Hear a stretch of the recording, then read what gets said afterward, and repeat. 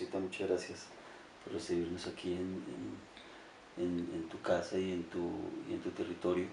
Es para nosotros un honor poder estar aquí realmente y sentarnos a conversar y a compartir palabras, y compartir pensamiento y aprender de tu vivencia y de tu experiencia en relación a la psicología de los pueblos indígenas.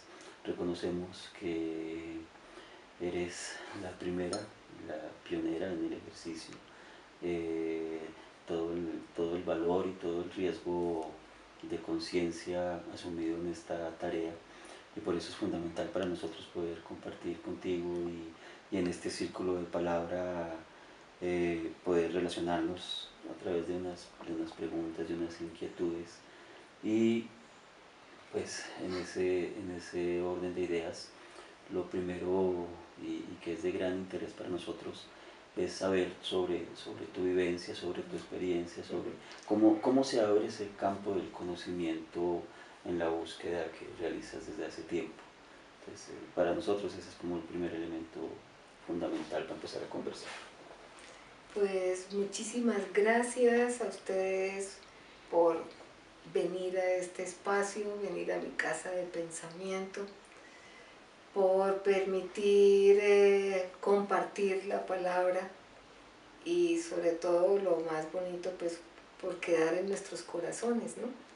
Por permitirme ser parte de su vida y pues dar gracias a la vida que nos unió en estos caminos, que nuestros caminos se encontraron afortunadamente y sobre todo que se encontraron en unos momentos también muy bonitos, en un momento histórico muy importante de nuestro país y también en un momento increíble de poder abrir este espacio en la psicología que ha sido tan complicado, tan difícil, tan contradictorio y demás, hasta sufrido, indudablemente que también sufrido, pero sufrido en el buen sentido de la palabra, ¿no? En el sentido de la experiencia y como lo dicen los taitas también, en el momento del camino de lo que significa la paciencia.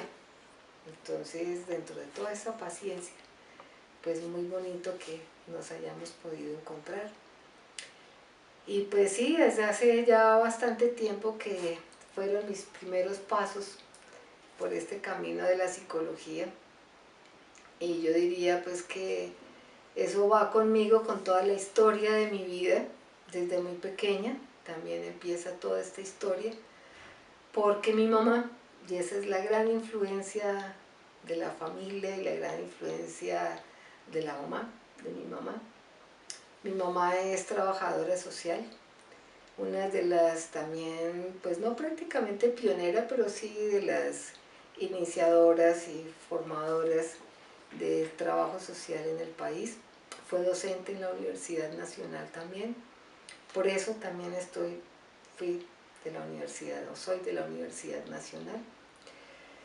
Y por ese camino de compartir con ella las experiencias, la vida de los otros, de empezar a mirar el mundo desde una perspectiva muy diferente a como la vivían realmente los otros niños.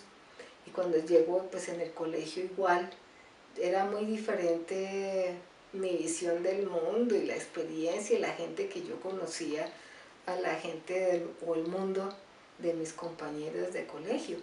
Y más todavía si pensamos, ahí nos estamos hablando de hace bastante tiempo.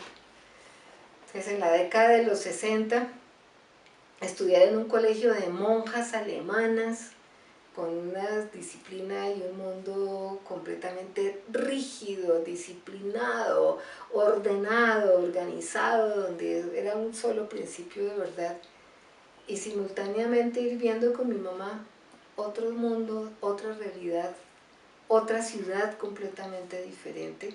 Yo era la única que conocía el sur de Bogotá, mientras que mis compañeras no. Ellos no podían ni siquiera como que hacerse a la idea que eso fuera posible, que eso existiera.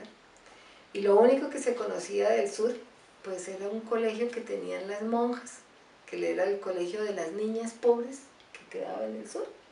Y allá solamente cuando íbamos al colegio de las niñas pobres era el único momento del contacto con esa otra realidad, pero que la vivíamos desde una perspectiva completamente católica, cristiana, de simplemente ir a hacer la caridad y como pensar de que los pobres siempre tienen que existir, y el deber nuestro era como que darles algo y ayudarles, pero con limosnas, y nunca se analizó, nunca se pensó verdaderamente en lo que significaba esa realidad social. Pues yo sí lo estaba viviendo así. Y yo desde pequeña, como decía, estuve en ese mundo, en ese otro mundo, verdaderamente de las problemáticas de nuestro país. Y un poquitico más grande, ya estando en el bachillerato, pues tuve la oportunidad más de acompañar a mi mamá en su ejercicio ya de docente también, pues con sus estudiantes en las prácticas profesionales de trabajo social. Yo iba con ella y hacía las prácticas como sus estudiantes. Yo iba a los talleres, hacía actividades con comunidad, trabajaba con las comunidades, entonces desde allí indudablemente que nace todo eso. Lo que sí nunca pensé en ese momento, ni llegué a imaginarme, es que iría a trabajar con comunidades indígenas, ¿sí? Pero que con comunidades eso sí lo tenía supremamente claro. Sin embargo, mi mamá siempre me decía que era mejor que estudiara, pues no tanto el trabajo social en sí mismo, porque era muy, si todavía tenemos una falsa percepción de lo que es verdaderamente el trabajo social, imagínense en la década de los 60, ¿no? Entonces, donde era simplemente la asistente de los médicos, allí donde iba a hacer la visita a las casas, a mirar de qué estrato socioeconómico eran y no más, como si ese fuera verdaderamente el ejercicio, y resulta que no. Pero durante todo este trasegar tuve la oportunidad, gracias a mi mamá, de conocer la teología de la liberación. Ella fue amiga y compañera, y como estaba en los barrios del sur y demás, de involucrarse y conocer. Y además, pues el hecho de trabajar en la Universidad Nacional con Camilo Torres, indudablemente que eso abre otro mundo y otra perspectiva completamente diferente. Entonces mi mamá se mete en ese mundo y por lo tanto yo también. Entonces yo empecé a estudiar teología de la liberación. Estuve con algunos grupos de sacerdotes, con los salesianos, pertenecía al grupo de Juventud Unida. Con los javerianos teníamos los jesuitas, había otro grupo que era la Casa de la Juventud, algo así se llamaba. Y a partir de eso, y también con los claretianos que de pronto iban también al colegio a una que otra misa, y entonces nos hacían algo de retiros espirituales, medio hablaban algo de la teología de la liberación, porque sí, era complicado en ese momento también hablarlo más abiertamente, y menos en un colegio de monjas alemanas, entonces pues no era posible eso. Pero eso fue dándome todos los elementos para entrar más. Y trabajé mucho más de la mano con los salesianos. Estuvimos en el barrio en el 20 de julio, íbamos a hacer allá los sábados, teníamos trabajo, pues era una catequesis, pero era muy diferente indudablemente, ¿no? Era trabajo comunitario, éramos grupos de jóvenes que donde nos replanteábamos y mirábamos la realidad del país desde otra perspectiva completamente diferente. Tanto que casi no me dejan graduar en mi colegio, porque en el discurso de despedida, en ese momento era sexto de bachillerato, en el discurso de despedida, pues indudablemente fue un discurso desde los términos de la pedagogía de la liberación de Paulo Freire. Entonces, ¿qué les iban a gustar a las monjas? Que fuera a hablar de educación bancaria, a criticar todo el sistema de educación. Pues indudablemente las monjas casi no me dejan graduar. Yo era un elemento revolucionario subversivo, estamos hablando de 1970, entonces plena época de movimientos estudiantiles y demás en el país. Por supuesto no me recibieron en la Javeriana para estudiar psicología, y pues las cosas de la vida doy gracias, no porque sea mala la javeriana, en fin, ¿no? Sino porque me abrió otros caminos. Abrieron psicología en la Universidad Inca. Fui estudiante fundadora del programa de psicología de la Universidad Inca con una orientación socialista. Trabajaba con el socialismo científico por el nuevo hombre social. Entonces dije, este es el momento. E indudablemente yo le doy las gracias también a la Universidad Inca por los 2 años largos y medio que alcancé a estudiar allá psicología, porque me complementó muchísimo dentro de este estudio y dentro de esa inquietud con la que ya venía de la teología de la deliberación, de esa búsqueda de una justicia social, de esa manera de relacionarnos de una manera diferente con ese otro, de poder llegar a ese otro desde otra perspectiva y sobre todo de cuestionarme qué es eso de lo normal y de lo patológico, de la salud misma y de la enfermedad. Y allí en ese mundo empecé a indagar qué es eso de lo normal y de lo patológico. Por diferentes circunstancias de la vida me expulsaron de la Universidad Inca por liderar movimientos estudiantiles, muy contradictorio en una universidad de corte socialista, donde creamos ese consejo estudiantil y además se creó el sindicato de profesores, pero sin embargo, bueno, me expulsaron. Fui a dar a la Universidad Nacional y allí no hubo problemas por la expulsión, porque no era ningún delito lo que había cometido, sino simplemente el pensar diferente.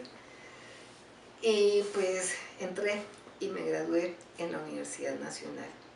En la Universidad Nacional, estando yo todavía trabajando con los padres salesianos, con Javier de Nicoló, en el programa de Javier de Nicoló, yo estuve trabajando con él en su programa de IDIPRON. Él empezó en esos momentos con IDIPRON.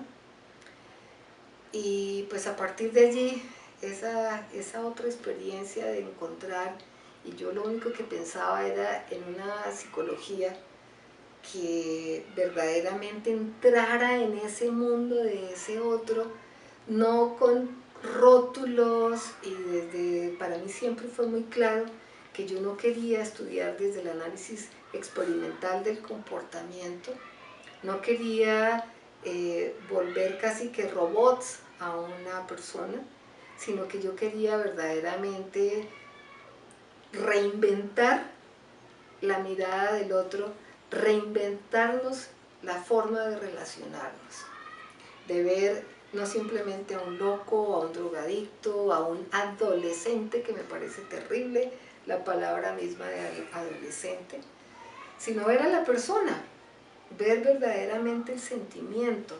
Y me cuestionaba terriblemente cómo es que llamamos normal a una persona que piensa, siente y actúa totalmente diferente. No hay ninguna congruencia en ese pensar, sentir y actuar, sino que es dentro de un mundo totalmente falso, hipócrita, y que eso fuera lo que llamáramos la normalidad.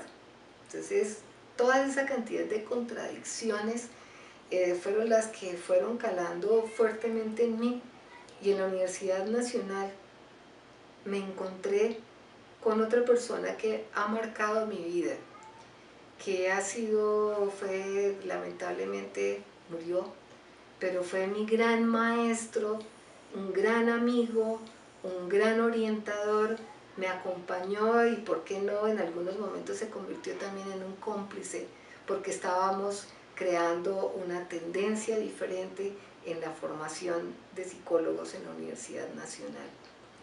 Y estoy hablando del doctor Álvaro Villar Gaviria, uno de los pioneros y de los pioneros de la psiquiatría en el país. Entonces él fue quien me abrió las puertas, quien verdaderamente se convirtió prácticamente en mi cómplice, y desde la antipsiquiatría, él fue quien me llevó también por el camino de la antipsiquiatría, de mirar y de replantearnos ese otro diferente, y de replantearnos también el concepto mismo de país, ¿sí? ¿Qué es este país? ¿Qué es Colombia? ¿Qué significa ser colombiano? ¿Qué significa inclusive el mismo hecho nomás de decirles que soy ciudadano? ¿Qué era eso? ¿Qué era el hecho de tener simplemente un papel de identificación? ¿Qué había detrás verdaderamente de eso, de lo que significa ser el ciudadano, el relacionarnos con esos otros ciudadanos y el poder decir un nosotros? ¿Qué es todo eso de la identidad del nosotros y de los otros y del por qué? Y pues indudablemente gracias al doctor Villar Gaviria, pues empecé a leer a Foucault, y con otros compañeros de antropología. En ese momento existía también educación en la Universidad Nacional, y con compañeros de educación, de idiomas, creamos una especie de grupo de estudio, y también pues había líderes allí del movimiento estudiantil en esos grupos de discusión bien interesantes que se formaban allí en el famoso Jardín de Freud. Realmente la academia de la Universidad Nacional en mi época se hacía no en las aulas, sino fundamentalmente en el Jardín de Freud. Allí en el Jardín de Freud discutíamos todo este tipo de cosas, y gracias a esas discusiones del Jardín de Freud formamos este grupo de trabajo que fue bien interesante, y gracias al doctor Villar nos abrió las puertas en el hospital psiquiátrico de Cibaté, y allí empezó este otro camino a través de ese mundo de la locura. Y en ese mundo de la locura nos encontramos también con otro tipo de saberes que los vivíamos y los intuíamos, y que estaban allí al margen y que siempre quisimos explorarlos, pero que más de la mano de la misma antipsiquiatría queríamos entrar en esa vivencia del hospital psiquiátrico, y desde la vivencia misma del loco comprender lo que era ser loco, asumirse como loco, vivir como loco, y hacia dónde se iba. Y había un psiquiatra que decía que el discurso de la esquizofrenia, el discurso de la locura, de la psicosis, era una protesta fracasada. Entonces, eso siempre era enigmático, decir, bueno, entonces, si estamos protestando, si queremos liberarnos de esos yugos sociales que nos atan, que no nos dejan ser, de esa esquizofrenia, porque era una esquizofrenia lo que se vivía en lo que llamábamos normalidad, ¿cómo hacerlo? Entonces por eso nos fuimos al hospital psiquiátrico y por eso vivimos allí, pero teníamos al lado ese mundo de esa otra forma del enfermarse, que correspondería a los curanderos, que correspondía a un saber popular, que lamentablemente la psicología, así habláramos de psicología social, nunca abordábamos, porque no sé qué pensábamos que era la psicología social. Solamente el estudio de las actitudes y qué sé yo, de los líderes y demás, según los indicadores que nos planteaban, y las guías y los conceptos que nos daban como orientación la psicología norteamericana fundamentalmente. En nuestro concepto mismo de masas, si se le quería utilizar el mismo concepto, de mirar nuestras masas populares, el pensamiento popular, y de explorar eso, era una lástima que la psicología no abordara eso. Pensábamos en otro tipo de problemáticas, pero sin embargo estos problemas nuestros como que no los veíamos, ¿no?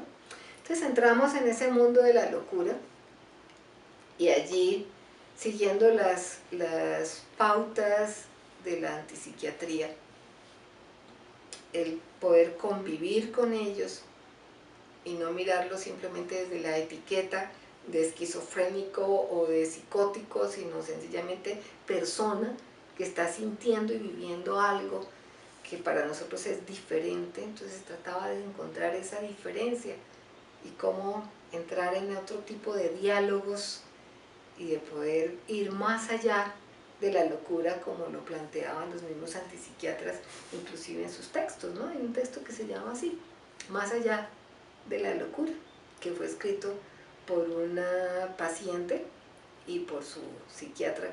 En todo caso, eran experiencias supremamente interesantes de vivir y sobre todo que nos preguntábamos cómo es posible que toda esta problemática nuestra tan diferente, tan particular, cómo la podemos comprender desde las teorías que nos vienen de Europa o de Estados Unidos.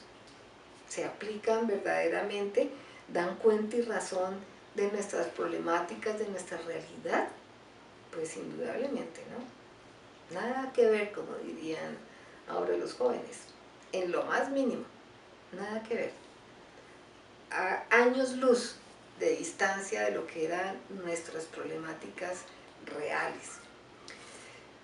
Y estando en este mundo, pues nos encontramos con una indígena en Vera Catío, diagnosticada como esquizofrénica paranoide, porque ella decía que era la hija de los espíritus del agua, que escuchaba las voces de los jais, que la llamaban para convertirse en jaibana.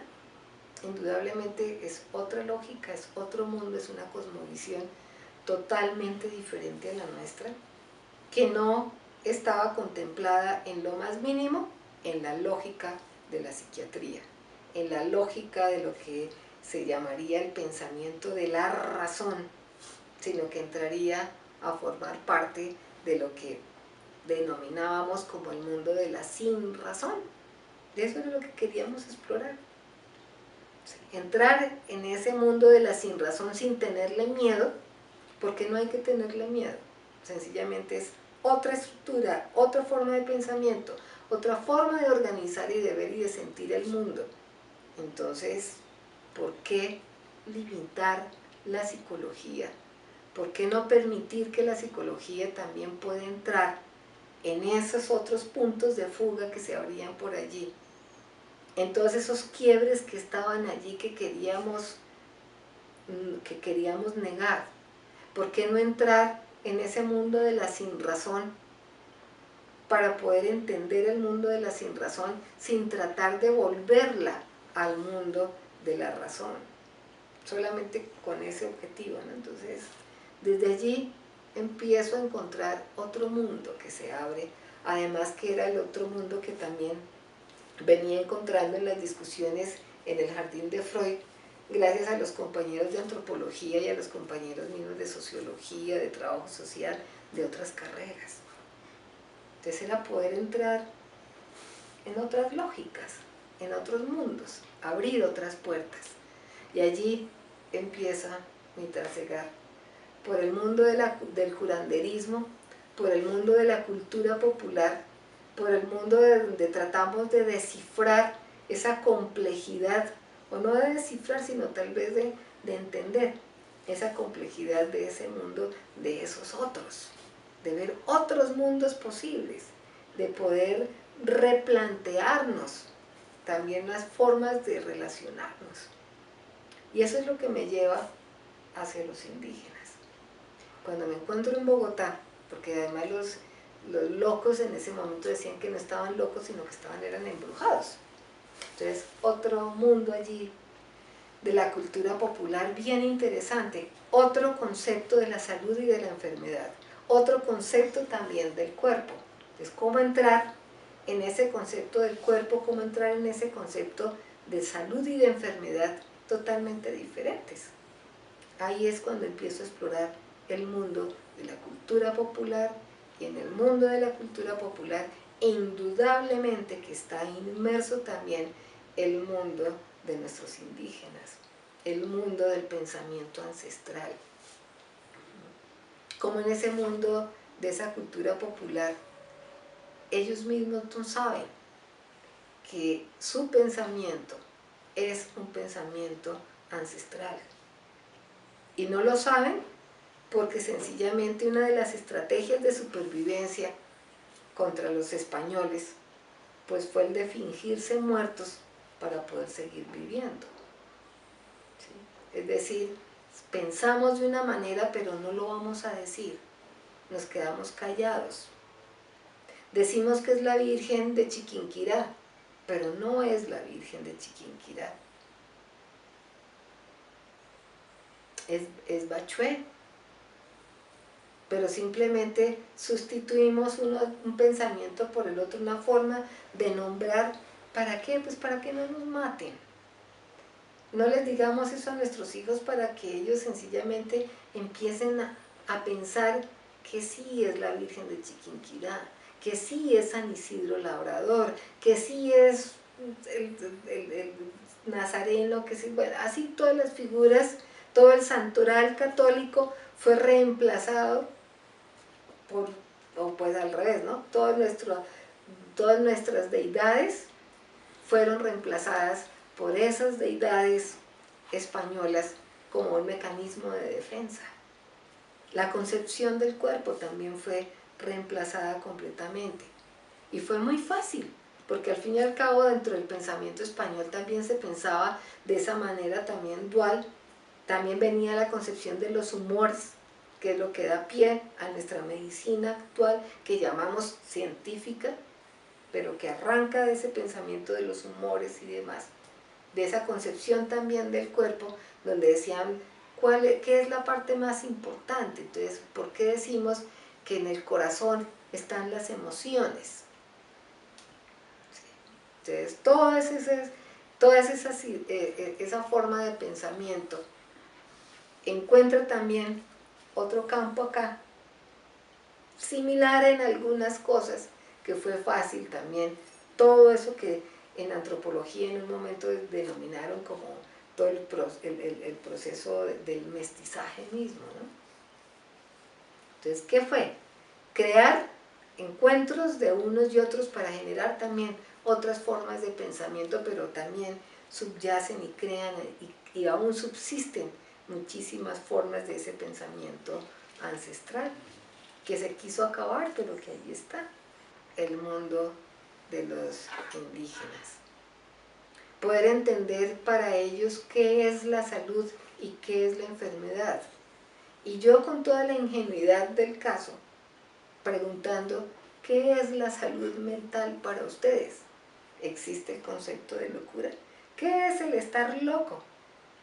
A pregunta inocente, a pregunta ingenua y a pregunta equivocada. Pero fue muy lindo haberlo hecho, porque me abrió también otro mundo completamente diferente, ¿no? Y desde allí empecé todo ese camino, no sin tener todos los problemas del mundo, porque lamentablemente, no sé por qué, yo era la única psicóloga que andaba en esas indagaciones, en esas preguntas, en esos mundos, y donde todo el mundo me decía, eso no es psicología, eso es antropología, como si los indígenas fueran propiedad privada de la antropología, y la psicología, yo no sé qué, muy arrogantemente pensaba que era su propiedad privada, el pensar simplemente en la mente del otro, en esa psiquis, no sé si llamarla así o no, o qué, porque entraríamos en grandes discusiones epistemológicas, o en el comportamiento y en la conducta de ese otro. Pero desde una perspectiva bastante ingenua también y bastante arrogante sobre el concepto mismo de lo que sería la misma realidad. Y nos tomamos el atrevimiento todavía de catalogarlos y clasificarlos como si tuvieran un pensamiento inferior, un pensamiento mágico religioso, pensamiento intuitivo, prelógico, precientífico. Eso sí que es ser muy arrogante y terrible, porque realmente no veíamos en los indígenas a personas, sino veíamos, era como si fueran retardados mentales o como niños por allá chiquiticos que no entendían ni comprendían el mundo.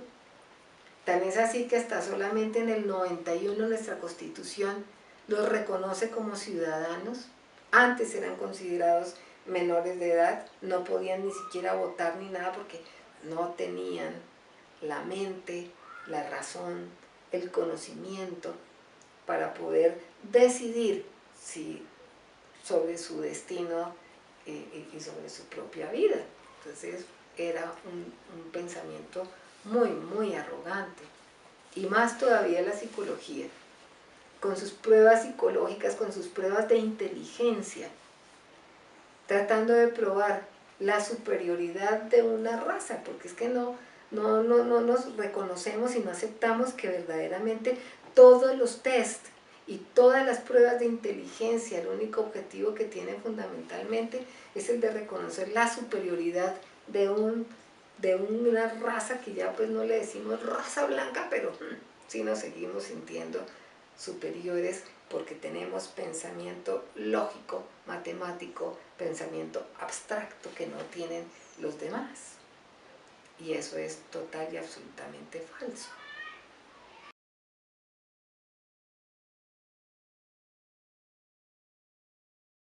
Yo creo que tiene todo por aportar.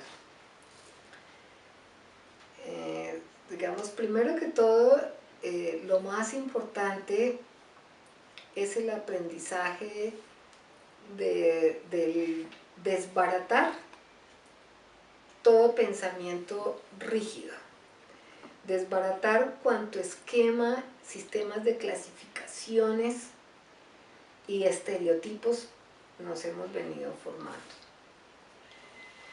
Porque lamentablemente todo esto que llamamos la misma cognición social, pero la cognición social nos lleva a cómo creamos nuestros estereotipos y cómo nos quedamos allí en el estereotipo y cómo es que rige en nuestro mundo ese estereotipo. El pensamiento indígena, el pensamiento ancestral, nos lleva por otra forma completamente diferente, que nos hace ver a la persona en otra dimensión, que realmente es muy, muy enriquecedora. Es poder entrar al alma, a la espiritualidad de ese otro, a esa verdadera emocionalidad. E inclusive yo pienso que se acercaría muchísimo a lo que también planteaban Maturana y Varela, que lamentablemente yo no conocía antes. Si yo hubiera conocido a Maturana y a Varela en sus inicios y demás, hubiera tenido buenos argumentos cuando estaba de estudiante en la universidad, pero lamentablemente en esa época todavía no conocíamos a Maturana y a Varela. Entonces, en esa biología y el pensamiento del amor que ellos plantean, y más sobre todo Maturana, en el lenguajear y en el emocionar, pero que es ir más allá simplemente del pensarlo desde una manera simplemente teórica y en el mundo de la razón, es poder entrar al mundo de la emocionalidad, es entrar en ese sentimiento del otro y en lo que Falsborda también planteaba como el sentipensamiento, ¿no? ¿Qué es eso del sentipensar? No es simplemente el separar sentimiento, pensamiento, porque siempre vamos a estar preguntándonos en qué fue primero y cómo son las secuencias y demás, y resulta que la vida no se comporta linealmente ni organizadamente. Entonces, esto exige verdaderamente la voluntad de querer romper con esquemas. Y es difícil. Es fácil decirlo, pero es muy difícil hacerlo.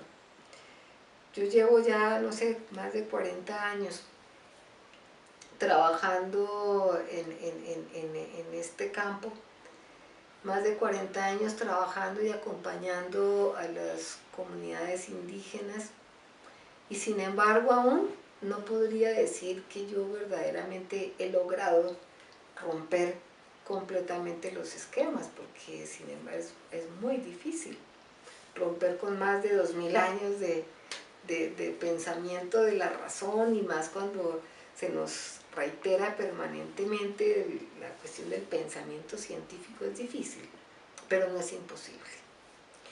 Y yo creo que si abrimos nuestra mente, si verdaderamente queremos encontrar a ese otro, comprender el mundo de las relaciones, de las interacciones, si verdaderamente queremos hacer psicología, yo pienso que eso sí es una verdadera psicología, entrar en ese mundo de las interacciones, pero sin colocar clasificaciones ni nada de ese tipo de cosas, ni rotulaciones, sino sencillamente entrar en esa lógica de la complejidad, entrar a comprender todo aquello que los elementos que nos ha brindado también la misma física cuántica, para romper y pensar en el mundo de la incertidumbre y en el mundo del caos.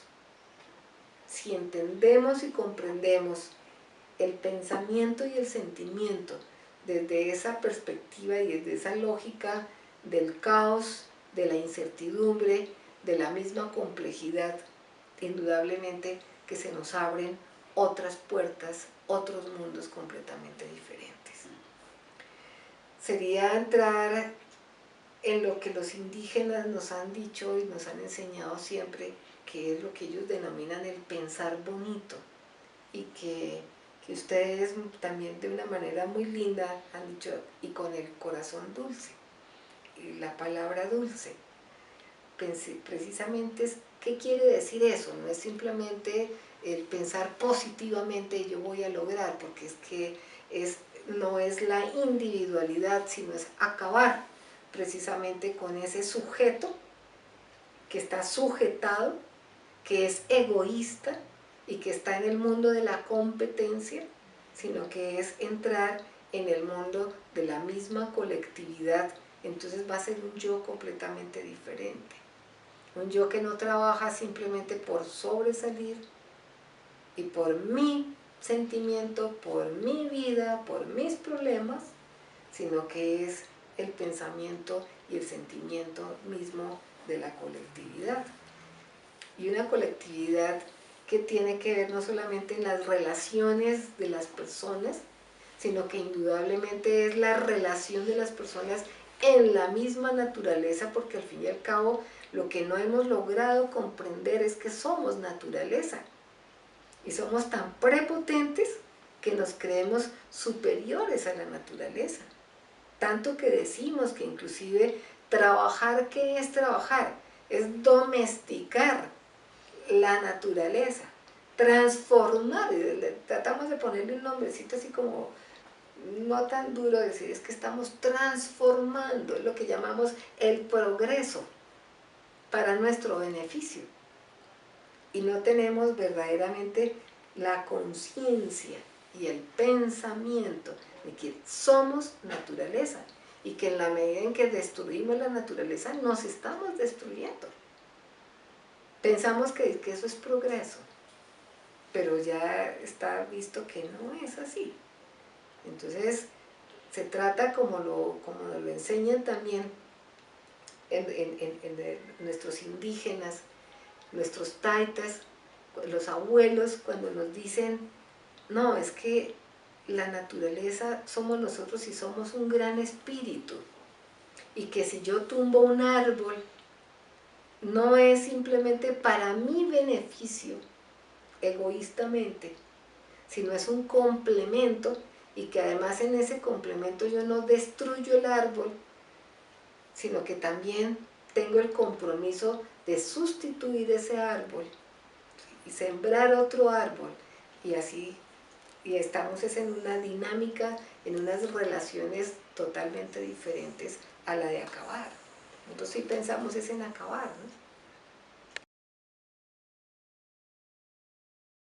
Entonces el pensar bonito va mucho más allá de simplemente de lo positivo, de decir, ay sí, venga, el abrazo, yo estoy bien, tú estás bien, y nos queremos, hicimos un taller, salimos divinamente de grandes amigos, pero a los 15 días estamos otra vez de enemigos con cantidades de conflictos y demás. Va mucho más allá de eso, va verdaderamente en el sentido de transformar nuestro pensar, nuestro sentir. Es compartir verdaderamente que mi sentir es el sentir del otro, es nuestro sentir. Que cada vez que estoy yo en mí, en mis múltiples yoes, pero mis yoes son los yoes de los otros. Y que estamos creando y compartiendo esa multiplicidad y esa complejidad de yoes. Y que conjuntamente verdaderamente podemos hacer grandes cosas. Es muy distinto a si lo trabajamos dentro del mundo de la misma individualidad. Entonces, el pensar bonito es pensar verdaderamente de corazón, es pensar y sentir al otro, es entregarme al otro, compartir con el otro, no es entregarme en el sentido de posesión ni de yo tomar al otro en un sentido posesivo, como si nos lo enseña nuestro sistema capitalista, nuestro sistema de consumo, sino que es entrar en la emocionalidad y crear otras formas de emocionar. Entonces es la posibilidad de que todos estos puntos de fuga no se le vean como locuras, sino que son locuras que me pueden llevar verdaderamente al mundo de la creación, al mundo de la creatividad, a desarrollar cantidades de cosas que antes ni yo mismo creía que era capaz de hacer, porque estaba limitado y supeditado al mundo de lo que me decían que eso es lo normal y que eso es lo único que debo hacer, y no me dejan explorar esas otras cantidades de posibilidades. Pensar bonito es dejar además que fluya el deseo, que fluya el amor, que fluyan todos esos sentimientos bonitos, que se encuentren con esos otros sentimientos también bonitos.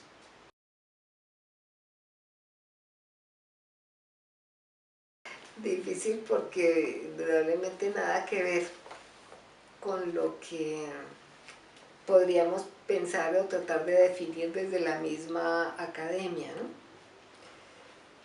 Para mí el psiquismo o la psiquis sería el mundo de la espiritualidad, el mundo del alma, el mundo de la emocionalidad,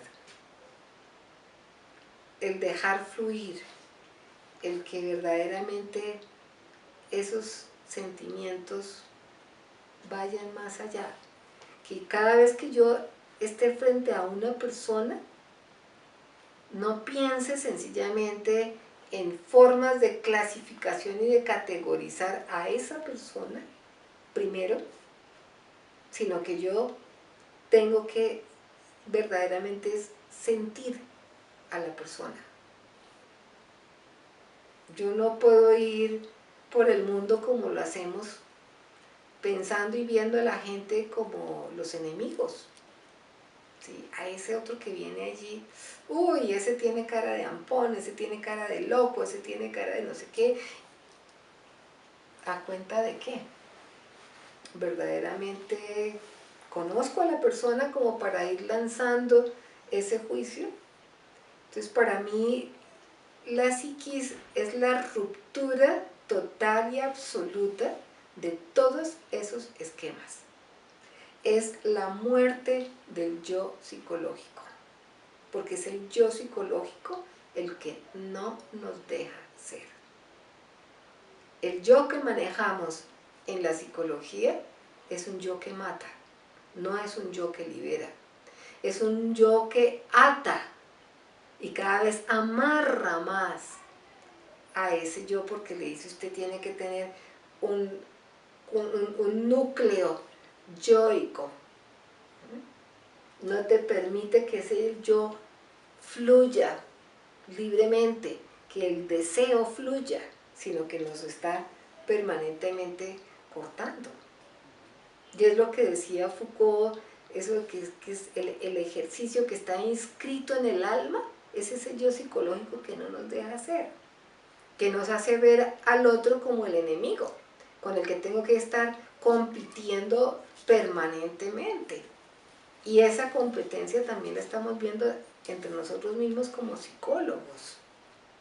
Vivimos en el mundo de la competencia.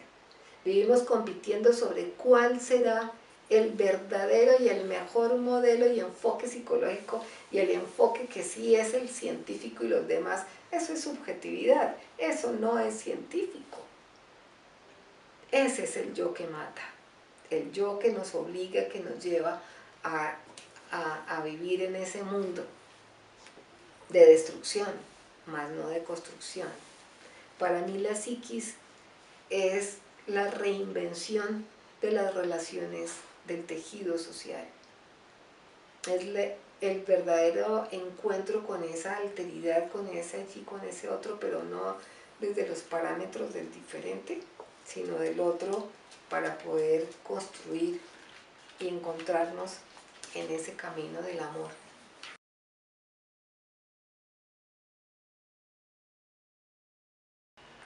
Escuchar. ¿Pero qué significa escuchar? He ahí la complejidad. Ese es el cómo, escuchando. Cuando yo verdaderamente escucho al otro, estoy en una conexión de mi emocionar, como lo plantearía Varela y Maturana. Es entrar en ese emocionar con ese otro, es esa conexión de ese amor también, de esa misma espiritualidad, y no es que rompe completamente con lo que sería el emocionar del mirar al otro y de escuchar al otro, pero con unas clasificaciones psiquiátricas allá en la mente, y que yo estoy simplemente escuchando al otro para saber de dónde, como extraer, como en una mina, extraer una información para ver en qué cajoncito, en qué parámetro lo voy a colocar de clasificación. Si está muy deteriorado su pensamiento, su sentimiento, a qué tipología o a qué tipo de trastorno de personalidad podrá pertenecer esta persona. Cuando yo antepongo y digo que estoy escuchando al otro y estoy anteponiendo esos esquemas, no estoy escuchando. Luego, no estoy entrando en ese emocionar, en ese conocer al otro, sino que sencillamente estoy repitiendo algo. No estoy conociendo al otro, no estoy escuchando al otro, no sé nada de sus contextos, no sé nada de su historia, de su cultura, de su vida, de su familia, a no ser que yo sepa simplemente es la historia, pero la historia de la enfermedad, más no la historia de la persona.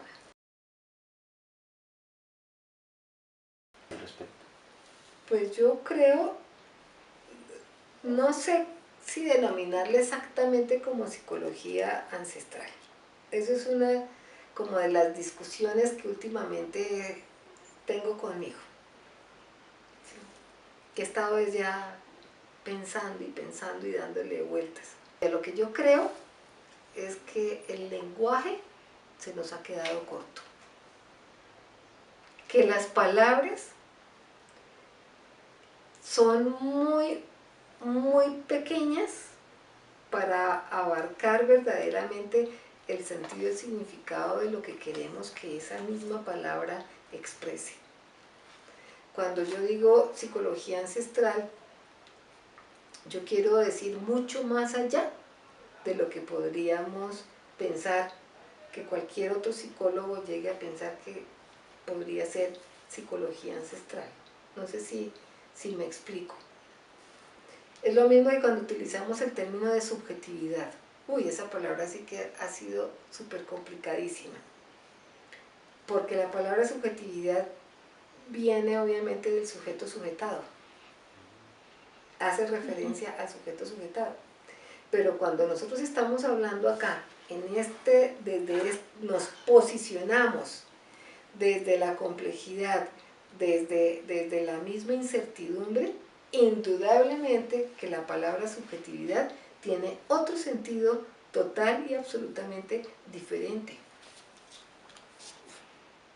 Trasciende, va mucho más allá de las definiciones iniciales de lo que es subjetividad. Solamente que no encontramos todavía una palabra que dé cuenta y razón de lo que queremos decir ahora con esta otra forma de pensar y de asumir la subjetividad. Yo creo que otro tanto está sucediendo también cuando queremos hablar de la psicología ancestral. Yo pienso que sí hay un pensamiento, hay una sabiduría ancestral, indudablemente que sí, y que tiene mucho que enseñarnos y que tenemos mucho que aprender, mi amor, de esa sabiduría, de ese pensamiento, indudablemente que sí. Cuando uno entra en el mundo de las comunidades, cuando uno acompaña, cuando uno está con ellos, así como ustedes lo han hecho en esas noches de trasnocho y demás, cuando uno vive con ellos, indudablemente yo pensaba, decía, uy, pero es que este taita es un excelente psicólogo, ¿no? Lo ve uno cómo se acerca a las personas, cómo les aconseja, cómo los acompaña, cómo resuelve también sus conflictos, cómo es no solamente, y mejor que nosotros porque nos lo hace a nivel individual, es también para la colectividad. Entonces, ¿cómo maneja esa colectividad? Uy, son excelentes psicólogos, pero no son psicólogos de los nuestros, indudablemente que no. Es otra forma también, pero que allí hay muchas cosas que podemos perfectamente aprender y que yo he querido aprender y que he estado en procesos de aprendizaje con ellos. Que lamentablemente yo quisiera estar mucho más tiempo allí para poder aprender más, pero sin tener la pretensión de convertirme en uno más de ellos, ¿no? Porque también eso también es muy claro, que al fin y al cabo nací y fui criada dentro de otra concepción del mundo, dentro de otra cultura, que afortunadamente con el tiempo he podido, pues no quitármela, que pues no me la voy a quitar, pero he podido abrir y navegar por esos intersticios y por esos otros espacios y esas pequeñas fracturas que trataban de cerrarse, pero yo no he dejado y me he metido por allí para indagar por otros mundos, pero que todavía quedan muchas cosas, ¿no? No sabría cómo denominarlo, ¿sí? Pero que es algo diferente, sí es diferente. Que indudablemente yo ya veo el mundo de una manera completamente diferente como la veía antes. Que a pesar de mi rebeldía de los años 70, que veía otras cosas también diferentes, pero sin embargo retomándome yo en esos momentos, no, obviamente que es muy diferente a lo que veo ahora, por todas las mismas experiencias que he tenido con las mismas comunidades. El hecho de las cantidades de veces de tomas de yagé, ¿sí? Del poder compartir con ellos y ser parte de ese proceso de aprendizaje, de ver, de que mi mente se abriera a otras cosas, pero que sin embargo hay cosas que yo no abandono en la medida en que hubiera podido tomar otro camino, ¿sí? Haberme convertido en una más de ellos. Es decir, no, si he sido aceptada por la comunidad me considera Kamshat, honor que me hacen, pero yo no soy Kamshat, no nací allí. Para mí es muy difícil asumirme como Kamshat, por más que haya comprendido, que esté entrando en ese universo simbólico que ellos me están abriendo, pero sin embargo hay muchas cosas en las que no. Entonces es que te digo que allí hay cosas que uno no abandona. Yo no podría exactamente vivir exactamente como ellos. No se trata tampoco de eso. ¿Sí? Tampoco sería, no sé, ser la versión femenina de un Carlos Castañeda. Tampoco es ese el objetivo. Pero sí es una otra búsqueda. Sí es poder tener unos elementos que me permiten comprender a ese otro de una forma distintísima, ¿no? Y que en estos momentos es tal vez cuando mejor he podido comprender muchas de las palabras que me decían los taitas hace 40 años. Cuando ellos me decían, no, es que más o menos, siguiendo su lógica, serían como 3 momentos en los que nosotros hacemos este proceso de aprendizaje. El primer momento sería de una paciencia, otro segundo momento sería de esa búsqueda misma de ese conocimiento para ser un ser de conocimiento, paciencia, la conciencia para finalmente llegar a la ciencia. Pero no es nuestra ciencia, indudablemente, ¿no? Es otra ciencia.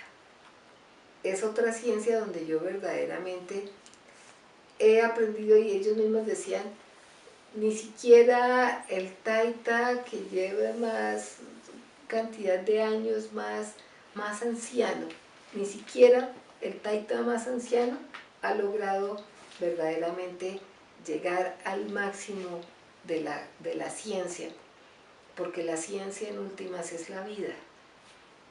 Y en la vida cada instante es un proceso de aprendizaje. Por más que creamos que nos la sabemos todas, resulta que no nos la sabemos. En cada encuentro, en cada camino, en cada paso que vamos dando, siempre hay algo diferente. Cuando me preguntan, a veces me dicen mis hijos, mami, ¿tú no te cansas de ir tantas veces al mismo sitio? ¿No? ¿Qué más estás explorando? Y yo digo, sí, pero ¿por qué vuelves e insistes? Tanto que hay por caminar, tanto que hay que ir por acá, por todos estos alrededores de Villa de Leyva. ¿Por qué vas tanto hacia los mismos sitios? Porque yo cada vez que voy, ese mismo sitio nunca es el mismo. Siempre hay cosas distintas. Siempre hay una piedra, siempre hay un árbol, siempre hay una hoja, hay cantidades de cosas, el mismo viento. Saber escuchar la misma naturaleza es muy diferente en cada momento. Entonces, siempre hay aprendizajes. Entonces, ¿la paciencia qué es? Pues la paciencia en nuestro caso es la ruptura de los esquemas de pensamiento. Y es el poder encontrar a ese otro, entrar en ese otro mundo, poder comprender ese otro universo simbólico de allí es tan distinto, allí está la paciencia, ¿no? Entonces, cuando yo llegaba a Sibundoy, no sé si a ustedes les habrá pasado lo mismo, pero cuando yo llegaba a Sibundoy, me costaba un trabajo adaptarme a los tiempos y los ritmos de la misma comunidad terribles. Porque claro, uno llega a la comunidad con el agite de la ciudad y el cronograma y la agenda y la programación hora a hora de lo que hay que seguir haciendo y los productos que debemos tener en cada una de esas actividades, y es más, así nos lo hacen por escribir en nuestros proyectos de investigación. Esa rigidez de ese cronograma. Y llegaba, inclusive no solamente en Sibundoy, eso no solamente en las comunidades indígenas, en cualquier comunidad campesina. Bueno, llegaba yo por acá. a programarme, mañana voy por tal vereda, no sé cuántas, visito tantas casas, hago tantas entrevistas, no sé qué más cosas. Mire a ver, me encontré con tales personas, hice citas, no, agendamos que tal día, tal hora, tal. Y llegaba uno allá muy puntualito y las personas, otro mundo, otros ritmos, otras lógicas completamente diferentes. Entonces llegar uno con el ritmo estresante de la ciudad a encontrarse con ese otro, ya es grandes choques. Yo siento una gran satisfacción cuando en los últimos congresos que he ido, en los seminarios, en los conversatorios, con los grupos de estudiantes, y se siente, ¿no? Se siente la inquietud, la necesidad de buscar otras cosas, de explorar otro. Entonces, mientras tengamos esa capacidad del asombro, que no destruyamos esa capacidad del asombro, indudablemente que lo lograremos.